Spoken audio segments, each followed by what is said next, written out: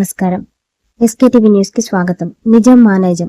తమిళనాడు శాసనసభలో అధికార విపక్షాల మధ్య తీవ్ర స్థాయిలో వాగ్వాదం చెలరేగింది. ఎమ్మెల్యేలకు ప్రభుత్వం ఉచిత కార్లను అందించే ప్రతిపాదన తీవ్ర వివాదానికి దారితీసింది. అధికార డీఎంకే మరియు దళపతి విజయ్ నేతృత్వంలోని తమిళగ వెట్రి కళగం పార్టీల మధ్య అసెంబ్లీ వేదికగా మాటల యుద్ధం నడిచింది. రాష్ట్రం వేల కోట్ల అప్పుల్లో కూరుకుపోయిన తరుణంలో ప్రజాధనంతో ఎమ్మెల్యేలకు ఉచిత లగ్జరీ కార్లు అవసరమా అంటూ టీవీకే నిలదీయగా, ప్రజాసేవ కోసమే వాహనాలు ఇస్తున్నామంటూ డీఎంకే ప్రభుత్వం ఘాటుగా ఎదురుదాడికి దిగడం తమిళ రాజకీయాల్లో పెను దుమారం రేపుతోంది. ఎమ్మెల్యేలకు కార్ల పంపిణీ చేసే పథకాన్ని వ్యతిరేకిస్తూ ప్రతిపక్ష నేతలు సభలో గలమెత్తారు. ప్రజల పన్నుల రూపంలో వచ్చే ఆదాయాన్ని ప్రజాప్రతినిధులు విలాసాలకు ఎలా ఖర్చు చేస్తారని ప్రశ్నించారు. అసలు కార్లు ఇవ్వాలనుకుంటే ఎన్నికల అఫిడవిట్లను పరిశీలించి ఎవరికైతే సొంత వాహనాలు లేవో వారికి మాత్రమే ఇవ్వాలని డిమాండ్ చేశారు. అంతేకాకుండా తమ పార్టీ తరపున ప్రాతినిధ్యం వహిస్తున్న ప్రజాప్రతినిధులకు ఇలాంటి ఉచిత కార్ల అవసరమే లేదని, ఈ పథకాన్ని తాము పూర్తిగా తిరస్కరిస్తున్నామని టీవీకి స్పష్టం చేసింది. ప్రజా సంక్షేమానికి నిధులు కేటాయించకుండా ప్రజాప్రతినిధులకు ఉచితాలు పంచడం ఏంటని తీవ్ర అభ్యంతరం వ్యక్తం చేసింది.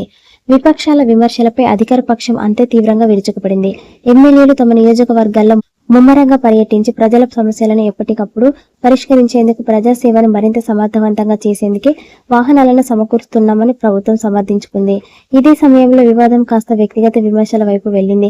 విపక్ష నేతలకు సొంతంగా 3 విలాసవంతమైన బంగళాలు ఉన్నప్పటికీ ప్రభుత్వ బంగ్లాలోనే ఎందుకు నివాసం ఉంటున్నారో చెప్పాలంటూ మంత్రి అధవ అర్జున్ అసెంబ్లీలో ఘాటుగా నిలదీశారు. తమ విలాసాల గురించి మాట్లాడే నైతిక హక్కు విపక్షాలకు లేదంటూ డీఎంకే మంత్రులు ఎదురుదాడికి దిగారు. తమిళనాడు రాజకీయాల్లో సరికొత్త శక్తులుగా ఎదుగుతున్న తరుణంలో డీఎంకే, టీవీకే మధ్య అసెంబ్లీ వేదికగా చోటు చేసుకున్న ఈ ప్రత్యక్ష ఘర్షణ భవిష్యత్తులో రాజకీయ ముఖ చిత్రానికి స్పష్టం చేస్తోంది. ఉచిత కార్ల అంశంపై మొదలైన వివాదం వ్యక్తిగత ఆరోపణల వరకు వెళ్లడంతో తమిళనాట పొలిటికల్ హీట్ ఒక్కసారిగా పెరిగింది.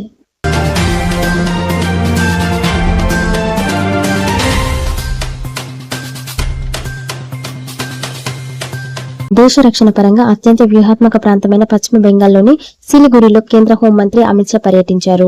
బంగ్లాదేశ్, భూటాన్, నేపాల్ దేశాల సరిహద్దుల కూడలిగా ఉన్న సిలిగురిలో నూతనంగా నిర్మించిన సశస్త్ర సీమాబల్ హెడ్ క్వార్టర్స్ ను ఆయన ఘనంగా ప్రారంభించారు.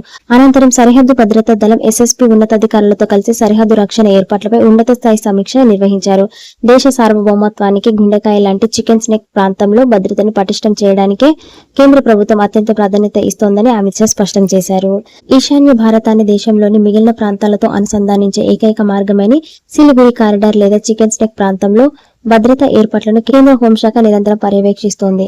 ఈ ప్రాంతంలో అంతర్జాతీయ సరిహద్దులను కాపాడడంతో ఎస్ఎస్బీ మరియు బీఎస్ఎఫ్ జవాన్ల పాత్ర అత్యంత కీలకమని అమిత్ షా కొనియాడారు. సరిహద్దుల్లో చొరబాట్లు, అక్రమ రవాణా మరియు దేశ వ్యతిరేక శక్తుల కదలికపై నిరంతరం కట్టుదిట్టమైన నిఘా ఉంచాలని, సరిహద్దు రక్షణ విషయంలో రాజీ పడే ప్రసక్తే లేదని భద్రతా దళాలకు దిశానిర్దేశం చేశారు. ఇదే వేదికగా పశ్చిమ బెంగాల్లోని మమతా బెనర్జీ ప్రభుత్వంపై అమిత్ షా తీవ్ర స్థాయిలో ధ్వజమెత్తారు. దేశ సరిహద్దులను కాపాడే బీఎస్ఎఫ్ కు అవసరమైన భూమిని కేటాయించకుండా మమతా ప్రభుత్వం ఉద్దేశపూర్వకంగానే నిర్లక్ష్యం వహించిందని ఆరోపించారు. తాను స్వయంగా వెళ్లి అభ్యర్థించినప్పటికీ సరిహద్దు భద్రతా పనులకు భూమిని ఇవ్వలేదని మండిపడ్డారు. భూమి ఇవ్వాల్సింది భారతీయ జనతా పార్టీకి కాదని, దేశ రక్షణ కోసం ప్రాణాలర్పించే జవాన్ల కోసం అని చెప్పినా గత ప్రభుత్వం పట్టించుకోలేదని విమర్శించారు. జాతీయ భద్రత కంటే రాజకీయాలకే ప్రాధాన్యత ఇచ్చారని ఆయన ఆక్షేపించారు. జాతీయ భద్రతను అత్యున్నత ప్రాధాన్యతగా భావించే కేంద్ర ప్రభుత్వాన్ని ఎన్నుకున్నందుకు ప్రజలకు ధన్యవాదాలు తెలిపిన అమిత్ షా దేశ సరిహద్దులను అజేయ దుర్గంగా మారుస్తున్నామని పునరుద్ఘాటించారు. సిలిగురిలో ఎస్ఎస్బీ హెడ్ క్వార్టర్స్ ప్రారంభం ఈశాన్య సరిహద్దుల్లో భారత రక్షణ వ్యవస్థను మరింత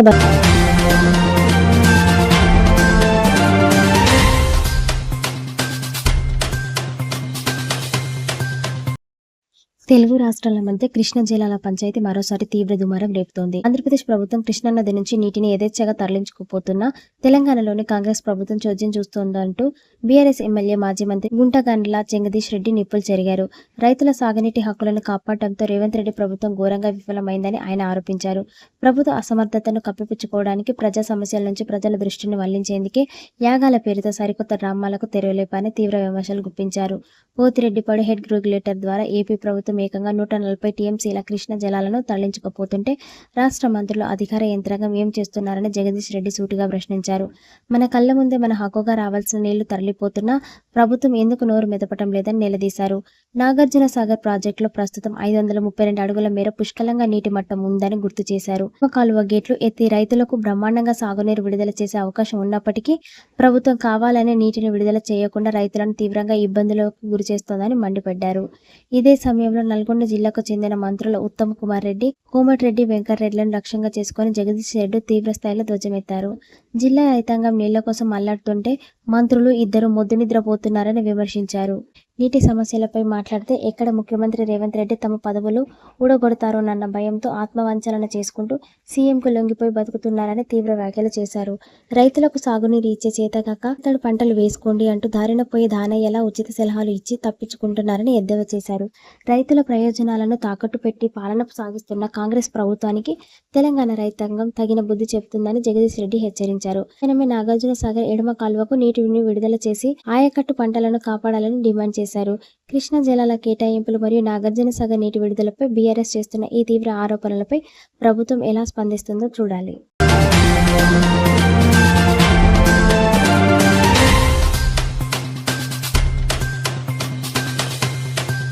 తెలంగాణ ముఖ్యమంత్రి రేవంత్ రెడ్డి అమెరికా పర్యటనకు విదేశాంగ శాఖ అనుమతి నిరాకరణ అంశంపై రాజకీయం మరింత వేడెక్కింది. కేంద్ర ప్రభుత్వం ఉద్దేశపూర్వకంగానే అనుమతి నిరాకరించిందంటూ కాంగ్రెస్ చేస్తున్న విమర్శలపై బీజేపీ ఎంపీ ధర్మపురి అరవింద్ తీవ్రస్థాయిలో విరుచుకుపడ్డారు. రేవంత్ రెడ్డి విదేశీ టూర్కి అసలు క్లియరెన్స్ ఎందుకు రాలేదో తమకు తెలియదని, కానీ విదేశాంగ శాఖ నుంచి అధికారిక అనుమతి రాకుండానే ముందుగానే విమాన టికెట్లు ఎలా కొనుగోలు చేశారంటూ నిలదీశారు. కాంగ్రెస్ పార్టీ దీనిపై అనవసరంగా రాజకీయ రాద్ధాంతం చేస్తోందని ఆయన ఘాటుగా ఎదురుదాడికి దిగారు. ముఖ్యమంత్రి పర్యటన షెడ్యూల్పై అరవింద్ తీవ్రమైన ఆరోపణలు చేశారు. లండన్లో ఎంఐఎం నేత అక్బరుద్దీన్ ఓవైసీ కుమార్తె వివాహానికి హాజరవుతున్న విషయాన్ని సీఎం తన అధికారిక టూర్ షెడ్యూల్లో ఎందుకు పేర్కొనలేదని ప్రశ్నించారు. ప్రైవేట్ కార్యక్రమాలను దాచిపెట్టి అధికారిక పర్యటనల పేరుతో అనుమతులు కోరడం సరైంది కాదన్నారు. అంతేకాకుండా రేవంత్ రెడ్డికి ఉన్న న్యాయపరమైన కేసుల నేపథ్యంలో ఆయన విదేశాలకు వెళ్లాలంటే ప్రతిసారి కోర్టును అభ్యర్థించి పాస్పోర్ట్ తీసుకోవాల్సిన పరిస్థితి ఉందని విమర్శించారు. కాంగ్రెస్ నాయకులు ఉన్నత విద్యా సంస్థలను రాష్ట్రానికి తెస్తున్నామని ప్రచారం చేసుకుంటూ వాస్తవాలను పక్కదారి పట్టిస్తున్నారని మండిపడ్డారు. విదేశాంగ శాఖ నిబంధనల ప్రాధాన్యతను వివరిస్తూ స్థాయి వ్యక్తులు విదేశాలకు వెళ్లినప్పుడు ఎఫ్సీఆర్ఏ మార్గదర్శకాలను తప్పనిసరిగా పాటించాల్సి ఉంటుందని అరవింద్ స్పష్టం చేశారు.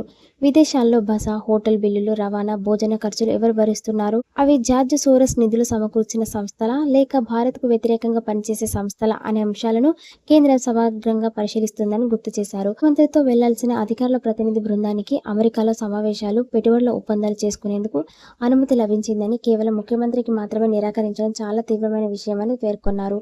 ఇందులో ఎలాంటి రాజకీయ కక్ష సాధింపు లేదని, నిబంధనల ఉల్లంఘన వల్లే ఇలా జరిగిందని తేల్చి చెప్పారు. సీఎం విదేశీ పర్యటన రద్దు కావటం యావత్ తెలంగాణ రాష్ట్రానికి ఆందోళన కలిగించే అంశమని అరవింద్ వ్యాఖ్యానించారు. అధికారిక షెడ్యూల్ పారదర్శకంగా లేకపోవటం వల్లే ఈ పరిస్థితి తలెత్తిందని స్పష్టం చేశారు. ఈ వివాదంపై బీజేపీ ఎంపీ ధర్మపురి అరవింద్ చేసిన తీవ్ర ఆరోపణలు తెలంగాణ రాజకీయాల్లో మరింత ప్రకంపనలు సృష్టిస్తున్నాయి.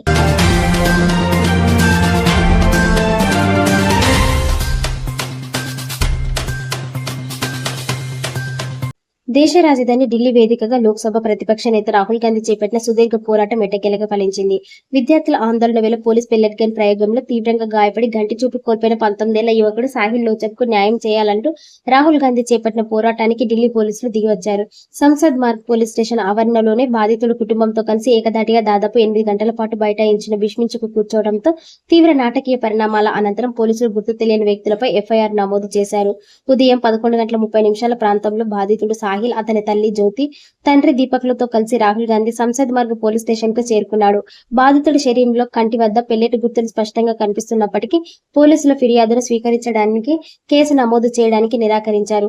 దీంతో రాత్రి వరకు సుమారు 8 గంటల పాటు అక్కడే బైఠాయించిన రాహుల్ గాంధీ దేశ రాజధాని నడిబొడ్డున ఒక సామాన్యుడి ఫిర్యాదుపై ఎఫ్ఐఆర్ నమోదు చేయడానికి ఇంతటి పోరాటం చేయాల్సి వస్తే దేశవ్యాప్తంగా ఇతర పోలీస్ స్టేషన్లో సామాన్యుల పరిస్థితి ఎంత దారుణంగా ఉంటుందో అర్థం చేసుకోవచ్చని ఆవేదన వ్యక్తం చేశారు. కేంద్ర ప్రభుత్వం రాజ్యాంగాన్ని కూని చేస్తోందని, నేరం చేసిన పోలీసులను కేంద్ర హోంమంత్రి అమిత్ షా ఎందుకు కాపాడుతున్నారని తీవ్రస్థాయిలో నిలదీశారు. రాహుల్ గాంధీకి మద్దతుగా ప్రియాంక గాంధీతో పాటు పెద్ద సంఖ్యలో కాంగ్రెస్ నాయకులు, కార్యకర్తలు తరలి రావడంతో సంసద్ మార్గ్ పరిసరాల్లో ర్యాపిడ్ యాక్షన్ ఫోర్స్ బలగాలను భారీగా మోహరించారు. మరోవైపు రాహుల్ గాంధీ ధర్నాపై భారతీయ జనతా పార్టీ తీవ్రంగా మండిపడింది. రాజకీయ ఆరోపణలు, ప్రత్యారోపణలు ఎలా ఉన్నప్పటికీ 8 గంటల పాటు పట్టుబడి బాధితుడి తరపున ఎఫ్ఐఆర్ నమోదు చేయడంతో రాహుల్ గాంధీ సఫలమయ్యారు. సుప్రీంకోర్టు విచారణ కమిటీతో పాటు ఢిల్లీ పోలీసులు నమోదు చేసిన ఈ ఎఫ్ఐఆర్ ఆధారంగా దర్యాప్తు ఏ విధంగా ముందుకు సాగుతుందో వేచి చూడాలి.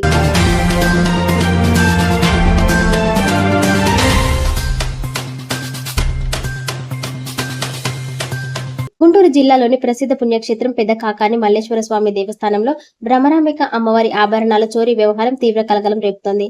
అమ్మవారి మెడలోని పవిత్ర బంగారు మంగళసూత్రం మాయం కావడం స్థానికంగా భక్తుల మనోభావాలను తీవ్రంగా దెబ్బతీసింది.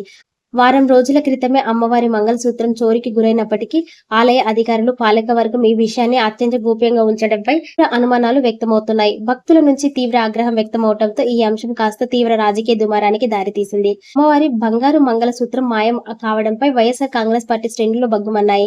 ఆలయంలో జరిగిన చోరీపై పోలీసులకు అధికారికంగా ఫిర్యాదు చేసిన అనంతరం పోలీస్ స్టేషన్ నుంచి దేవస్థానం వరకు నాయకులు, కార్యకర్తలు భారీ నిరసన ర్యాలీ నిర్వహించారు. ఈ సందర్భంగా వైసీపీ నేత అంబటి మురళి మాట్లాడుతూ ఇంత పెద్ద దొంగతనం జరిగితే వారం రోజుల పాటు ఎవరి ప్రయోజనాల కోసం దాచిపెట్టారని తీవ్రంగా ప్రశ్నించారు.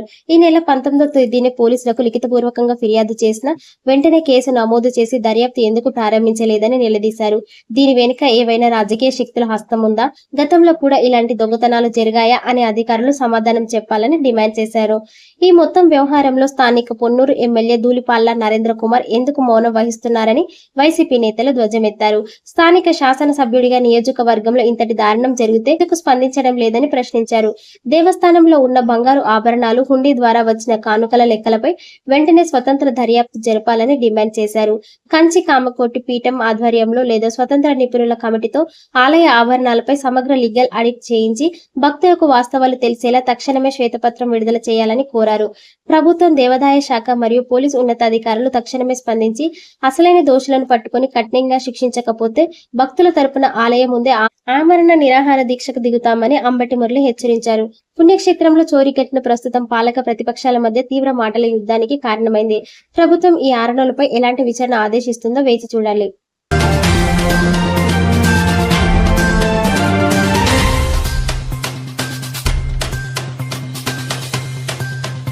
తెలంగాణలోని నిరుపేదలకు ప్రజాప్రభుత్వం మరోసారి బలమైన భరోసా ఇచ్చింది.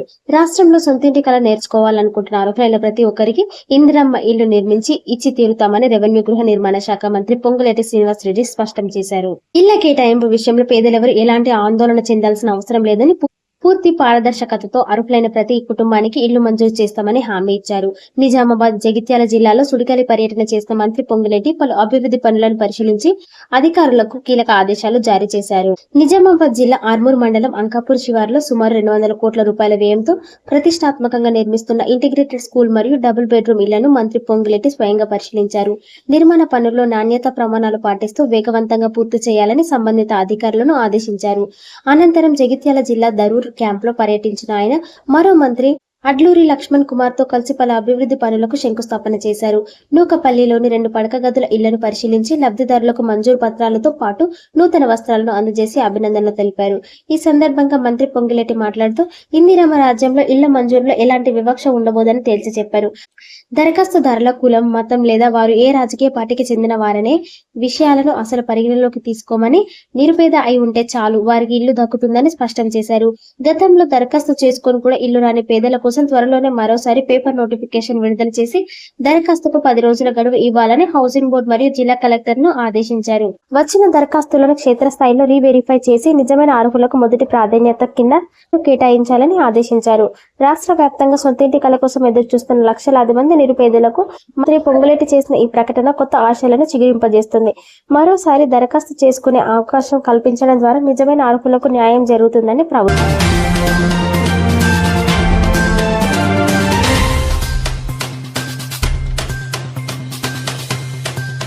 ప్రపంచవ్యాప్తంగా తీవ్ర అనిశ్చిత ఆర్థిక సవాళ్లు పెరుగుతున్న సమయంలో యావత్ ప్రపంచం భారతదేశాన్ని ఒక ఆశాజ్యోతిగా చూస్తోందని ప్రధానమంత్రి నరేంద్ర మోదీ స్పష్టం చేశారు.